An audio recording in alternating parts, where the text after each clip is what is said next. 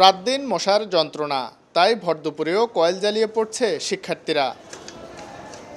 বগুড়া পৌরসভায় মশক নিধনের জন্য রয়েছে 25টি ফগার মেশিন ও 26টি হ্যান্ড স্প্রে মেশিন। প্রতি বছর এ খাতে বরাদ্দ 40 লাখ টাকা। তবে পৌর এলাকায় মশামুক্ত করতে এই সরঞ্জাম অপ্রতুল বলছেন সংশ্লিষ্টরা। দিনের বেলাতেও আমাদের হয় কয়েল জ্বালিয়ে, নাহলে মশারি টাঙিয়ে বাচ্চাদের পড়তে বসতে হয়। দুপুরে ঘুমাতে গেলেও মশারি টাঙিয়ে ঘুমাতে হয়। পানি নিষ্কাশনের ব্যবস্থা যদি থাকতো তাহলে মশাটা হয়তো কমতো। 21টা ওয়ার্ডে আমরা ফগার মেশিনের সাহায্যে মসকিটো সাইট দিয়ে আমরা স্প্রে করছি।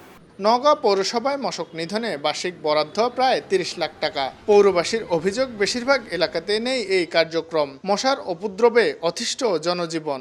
পৌরসভা যে মশা নিধনের জন্য যে প্রয়োজন সেটা পদক্ষেপ একেবারেই নেয় না। বিভাগীয় শহর রাজশাহীতে পরিস্থিতি আরও ভয়াবহ।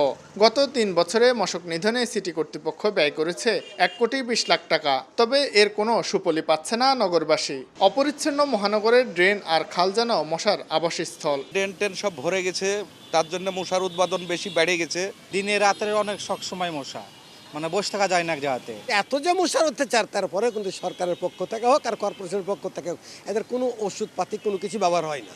তবে সিটি কর্তৃপক্ষ বলছে, নিয়মিত ড্রেন পরিষ্কারের পাশাপাশি মশার লার্ভা ধ্বংসে কেনা হচ্ছে নতুন ঔষধ। সপ্তাহে একদিন করে গোটা ড্রেনগুলো স্প্রে করি।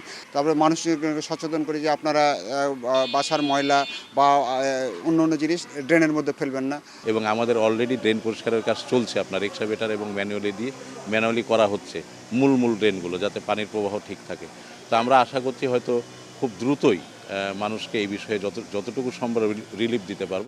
আগামী বর্ষা মৌসুমে ডেঙ্গু পরিস্থিতি নিয়ন্ত্রণে এখনই সিটি ও পৌর কর্তৃপক্ষকে কার্যকর পদক্ষেপ সহ মনিটরিং বাড়ানোর দাবি বাসিন্দাদের। শাহিন আলম, সময় সংবাদ, রাজশাহী।